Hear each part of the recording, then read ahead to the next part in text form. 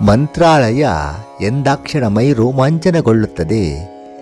ಮಂತ್ರಾಲಯದ ಮಹಾಪ್ರಭು ಅಂದರೆ ಮನಸ್ಸಿಗೆ ಏನೋ ಒಂದು ತರಹ ನೆಮ್ಮದಿ ಕೊಡುತ್ತದೆ.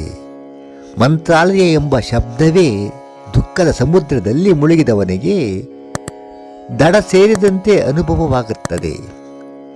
ಮನಸ್ಸಿನಲ್ಲಿ ಧೈರ್ಯ ಉಂಟಾಗಿ ಏನೇ ಸಮಸ್ಯೆ ಇದ್ದರೂ ನನಗೇನು ಬಾಧಕವಿಲ್ಲ, ತೊಂದರೆ ಇಲ್ಲ, ನನಗಿದ್ದಾರೆ ರಾಯರು, ಶ್ರೀರಾಯರು ನನಗೆ ಕಾಪಾಡುತ್ತಾರೆ, ರಕ್ಷಣೆ ಕೊಡುತ್ತಾರೆ ಅನ್ನುವ ಅನುಭವ ವೇದ್ಯವಾಗುತ್ತದೆ.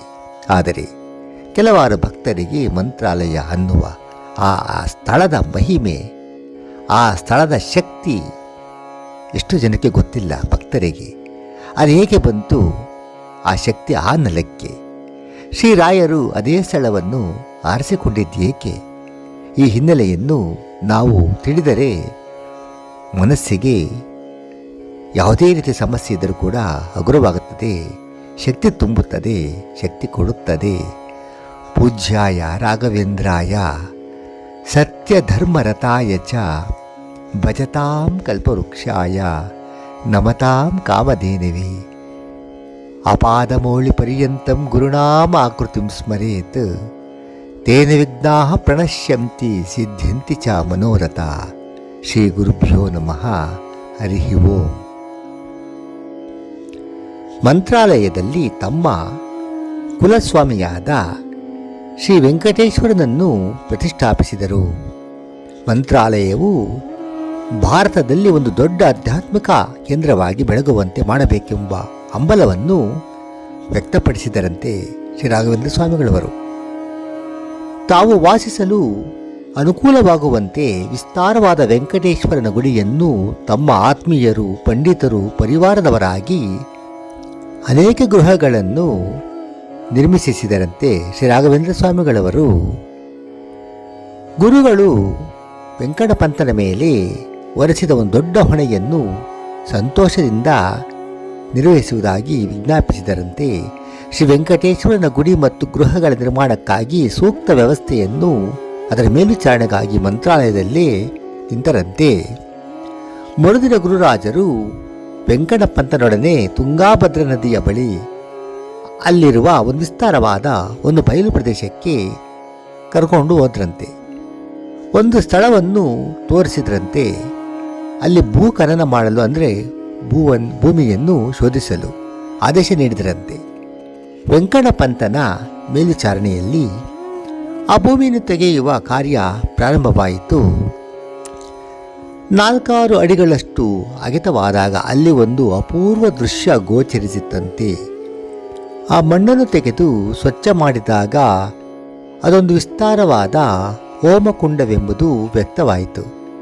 ಅಲ್ಲಿ ಯಜ್ಞಯಾಗಾದಿಗಳಿಗೆ ಉಪಯೋಗಿಸುವ ಅನೇಕ ಯಜ್ಞ ಸಾಧನೆಗಳು ದೊರಕಿದವು. ಶ್ರೀರಾಯರ ಅಣತಿಯಂತೆ ಭೂಖನನವನ್ನು ಅಷ್ಟಕ್ಕೆ ನಿಲ್ಲಿಸಿ ವೆಂಕಟಪಂತನು ಕೆಲಸಗಾರರನ್ನು ಕಳಿಸಿಕೊಟ್ಟು ಶ್ರೀಯವರ ಸನಿಹಕ್ಕೆ ಬಂದು ವಿಜ್ಞಾಪಿಸಿದನು. ಮಹಾಸ್ವಾಮಿ, ತಾವು ಇಲ್ಲಿ ಭೂಖನನ ಮಾಡಲು ಹೇಳಿದ್ರಿ. ಈಗ ಇಲ್ಲೊಂದು ಹೋಮಕುಂಡವು ಕಂಡು ಬಂದಿರುವುದು ತುಂಬ ಆಶ್ಚರ್ಯಕರವಾಗಿದೆ.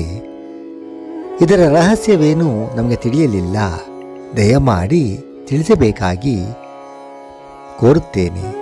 ರಾಯರು ನಸುನಕ್ಕೂ ಹೇಳ್ತಾರೆ, ವೆಂಕಣ್ಣ, ಮಂತ್ರಾಲಯ ಗ್ರಾಮವೇ ನಮಗೆ ಬೇಕೆಂದು ಅದಕ್ಕೆ ಕಾರಣವನ್ನು ಮುಂದೆ ತಿಳಿಸುವುದಾಗಿ ಆದವಾನಿಯಲ್ಲಿ ನಿಮಗೆ ಹೇಳಿದ್ದು ಜ್ಞಾಪಕವಿದೆಯೇ?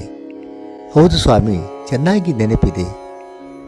ಈ ಗ್ರಾಮವನ್ನೇ ನಾವು ಅಪೇಕ್ಷಿಸಲು ಮಹತ್ತರ ಕಾರಣವಿದೆಪ್ಪ. ಕೇಳು, ಇದೊಂದು ಕುಗ್ರಾಮವೆಂದು ನೀವೆಲ್ಲ ಭಾವಿಸಿರುವಿರಿ. ಆದರೆ ಇದು ಪರಮ ಪವಿತ್ರವಾದ ಕ್ಷೇತ್ರವಾಗಿದೆ.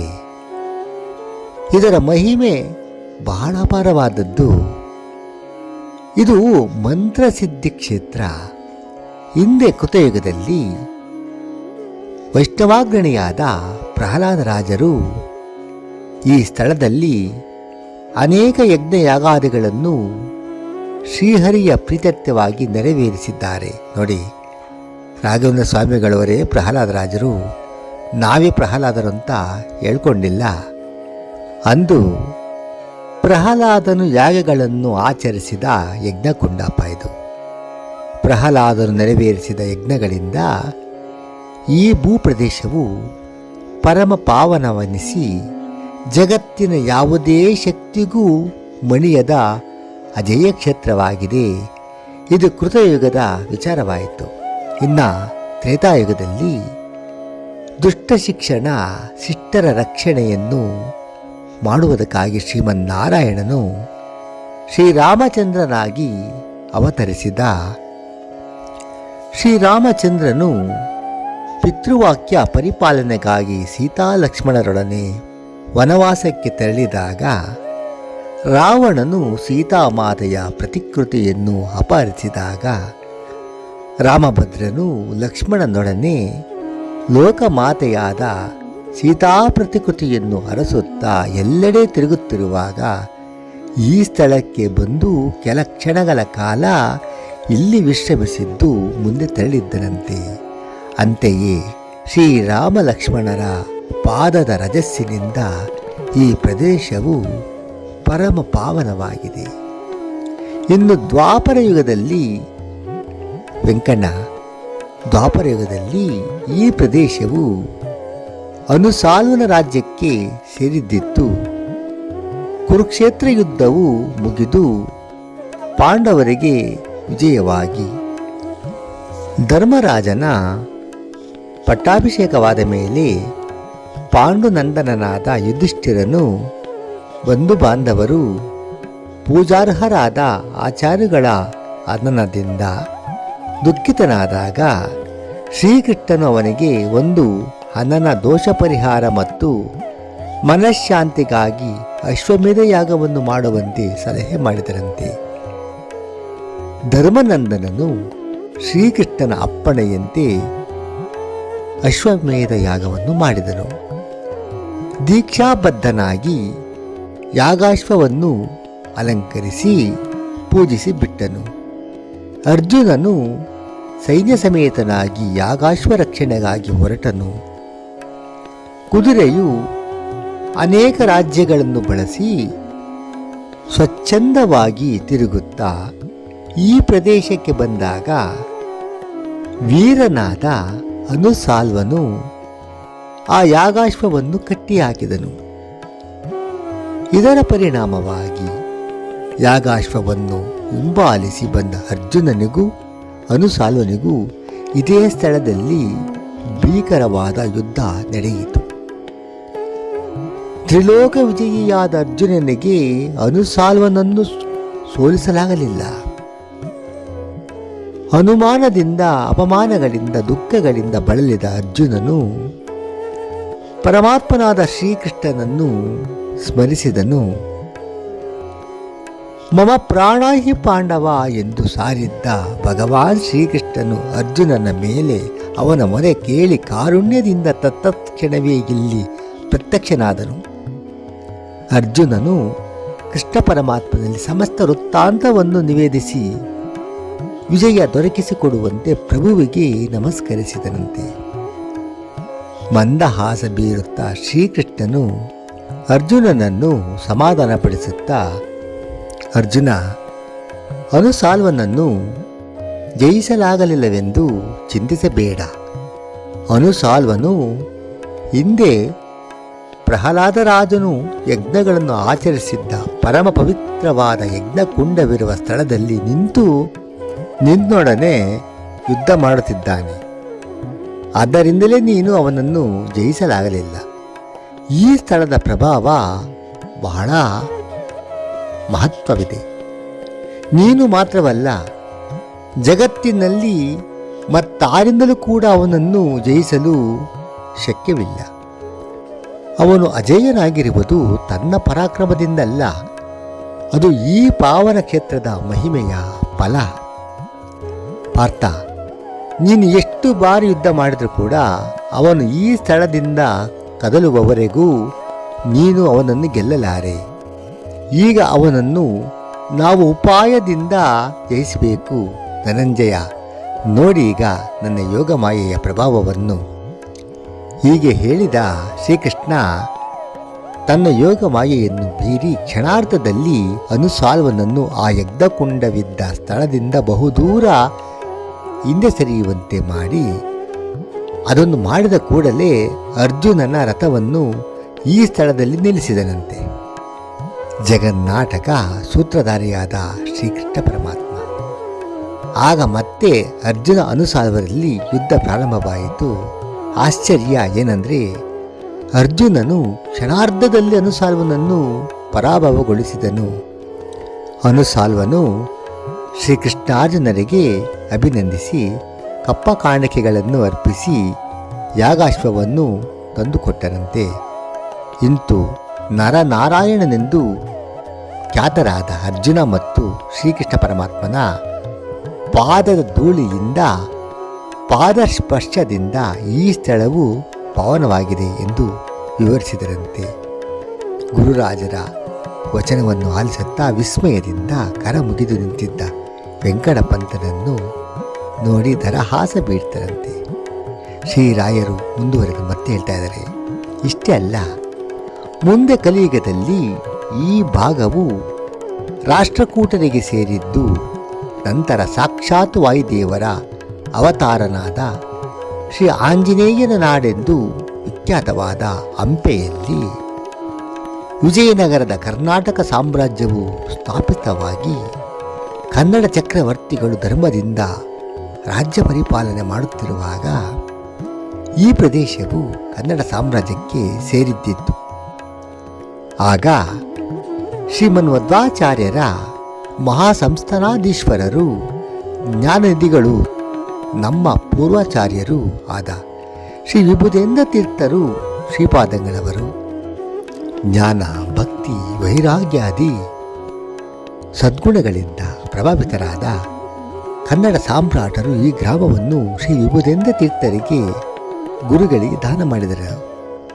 ಈ ಸ್ಥಳದ ಮಹತ್ವವನ್ನು ತಿಳಿದು ಜ್ಞಾನಿಗಳಾದ ವಿಭುದೇಂದ್ರ ತೀರ್ಥರು ಯಜ್ಞವೇದಿಕೆ ಇರುವ ಈ ಪವಿತ್ರ ಸ್ಥಳದಲ್ಲಿ ಬಹುಕಾಲ ತಪಸ್ಸನ್ನು ಆಚರಿಸಿ ಶ್ರೀಹರಿಯ ಅನುಗ್ರಹಕ್ಕೆ ಪಾತ್ರರಾದರು.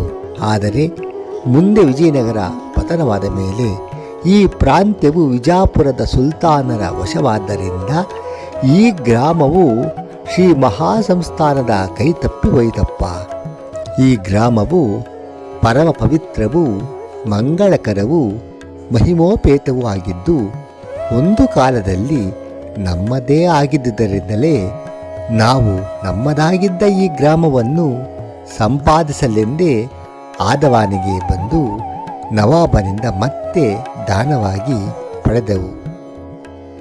ವೆಂಕಣ್ಣ ಹೀಗೆ ಪ್ರಹ್ಲಾದರ ಯಜ್ಞ ಯಾಗಗಳಿಂದಲೂ ಶ್ರೀರಾಮ ಲಕ್ಷ್ಮಣರ ಹಾಗೂ ಶ್ರೀಕೃಷ್ಣಾರ್ಜುನರ ಪಾದಸ್ಪರ್ಶಗಳಿಂದಲೂ ಪರಮ ಪಾವನವಾಗಿ ಶ್ರೀವರಾಹನಂದಿನಿಯಾದ ತುಂಗಭದ್ರೆಯ ಮಂಗಳ ತರಂಗಗಳಿಂದ ಭೂತವಾಗಿ ಇದು ಮಹಾಮಂತ್ರ ಸಿದ್ಧಿ ಕ್ಷೇತ್ರವೆನಿಸಿದೆ. ಅಂತೆಯೇ ನಾವು ಈ ಸ್ಥಳದಲ್ಲಿಯೇ ಬೃಂದಾವನ ಪ್ರವೇಶ ಮಾಡಿ ಬಹುಕಾಲ ಲೋಕ ಕಲ್ಯಾಣಕ್ಕಾಗಿ ತಪೋನಿರತರಾಗಬೇಕೆಂದು ನಿಶ್ಚಯಿಸಿದ್ದೇವೆ. ಇದು ಹರಿಯ ಸಂಕಲ್ಪ. ವೆಂಕಣ್ಣ, ಈಗ ತಿಳಿಯಿತೆ ಈ ಮಂತ್ರಾಲಯ ಗ್ರಾಮದ ಮಹತ್ವ. ಇದು ರಹಸ್ಯವಾದ ವಿಚಾರ. ನೀನಿದನ್ನು ರಹಸ್ಯವಾಗಿಟ್ಟಿರಬೇಕು. ನಮ್ಮ ಮುಂದಿನ ಕಾರ್ಯಗಳಲ್ಲಿ ನೀನು ಪ್ರಧಾನ ಪಾತ್ರ ವಹಿಸಿ ಶ್ರೀಹರಿವಾಯುಗಳ ವಿಶೇಷಾನುಗ್ರಹಕ್ಕೆ ಪಾತ್ರನಾಗಬೇಕಪ್ಪ. ಶ್ರೀ ಗುರುರಾಜರ ಮಾತನ್ನಾಲಿಸಿ ವೆಂಕಣ್ಣ ಪಂತ ರೋಮಾಂಚಿತನಾದನು. ಭಕ್ತಿ ಅತಿಶಯದಿಂದ ಅವನ ಕಣ್ಣುಗಳಿಂದ ಆನಂದಾಶ್ವರಿಯಿತು. ಗುರುರಾಜರು ಬೃಂದಾವನ ಪ್ರವೇಶ ಮಾಡುವರೆಂದು ತಿಳಿದು ಅವನಿಗೆ ಅತೀವ ದುಃಖವಾಯಿತು. ಏನು ಹೇಳಲು ತೋಚದೆ ವಿಷಣ್ಣವದನಾಗಿ ನಿಂತ ವೆಂಕಟ ಪಂತನನ್ನು ಕಂಡು ನಸುನಗುತ್ತ ಶ್ರೀರಾಯರು, ವೆಂಕಣ್ಣ, ಕಳವಳ ಪಡಬೇಡ. ನಿನ್ನ ಮನದ ದುಗುಡವನ್ನು ನಾವು ಬಲ್ಲೆವು. ಇದು ನಮ್ಮ ಇಚ್ಛೆ ಮಾತ್ರವಲ್ಲಪ್ಪ. ಹೀಗಾಗಬೇಕೆಂಬುದು ವಿಧಿ ನಿಯಮ, ಶ್ರೀಹರಿಯ ಸಂಕಲ್ಪ, ಶ್ರೀ ವಾಯುದೇವರ ಆದೇಶ. ಅದನ್ನು ಮೀರಲು ಯಾರಿಗೂ ಸಾಧ್ಯವಿಲ್ಲ. ನಾವು ಬೃಂದಾವನ ಪ್ರವೇಶ ಮಾಡುತ್ತೇವೆಂದು ಆ ಕ್ಷಣ ನೀನು ವಿಪರೀತ ಕಲ್ಪನೆ ಮಾಡಿಕೊಂಡಿರುವಂತಿದೆ. ನಾವು ದೇಹತ್ಯಾಗ ಮಾಡುವುದಿಲ್ಲ. ಸಶರೀರವಾಗಿಯೇ ಬೃಂದಾವನ ಪ್ರವೇಶ ಮಾಡಿ 700 ವರ್ಷಗಳ ಕಾಲ ಬೃಂದಾವನದ ಅಂತರ್ಗತರಾಗಿದ್ದು ಜಗತ್ ಕಲ್ಯಾಣ ಮಾಡಬೇಕಾಗಿದೆ. ಈ ಗ್ರಾಮವು ಶ್ರೀ ಮಂತ್ರಾಲಯ ಕ್ಷೇತ್ರವೆಂದು ಜಗತ್ಪ್ರಸಿದ್ಧವಾಗಿ ಅಪಂಡಿತ ಪಾಮರರು, ವಿವಿಧ ದೈಹಿಕ ಮಾನಸಿಕ ರೋಗಾರ್ಥರು ಸಂತಾನ ಸಂಪತ್ತು, ವಿದ್ಯೆ, ವಿಜ್ಞಾನ, ಆರೋಗ್ಯ, ಆಯುಷ್ಯ, ಸನ್ಮಂಗಲಾದಿ ವಿವಿಧ ಮನೋರಥಗಳನ್ನು ಬಯಸುವ ಕೋಟ್ಯಾಂತರ ಭಕ್ತ ಜನರ ಯಾತ್ರಾಸ್ಥಳವಾಗಿ ಲೋಕವಿಖ್ಯಾತವಾಗುವುದು ಅದು ಹಾಗಾಗಬೇಕೆಂದು ಶ್ರೀ ಹರಿವಾಯುಗಳ ಚಿತ್ತ ಅದಕ್ಕಾಗಿ ಚಿಂತಿಸಬಾರದು ಎಂದು ಹೇಳಿ ವೆಂಕಣ್ಣ ಪಂತನನ್ನು ಸಾಂತ್ವನಗೊಳಿಸಿ ಅವನೊಡನೆ ಬಿಡಾರಕ್ಕೆ ದಯಮಾಡಿಸಿದರಂತೆ. ಕೇಳಿದಿರಾ ಶ್ರೀ ರಾಘವೇಂದ್ರ ಸ್ವಾಮಿಗಳ ಭಕ್ತರೇ, ಮಂತ್ರಾಲಯ ಎಂಥ ಪರಮ ಪವಿತ್ರವಾದ ಸ್ಥಳ. ಸರ್ವಂ ಶ್ರೀ ಕೃಷ್ಣಾರ್ಪಣಮಸ್ತು.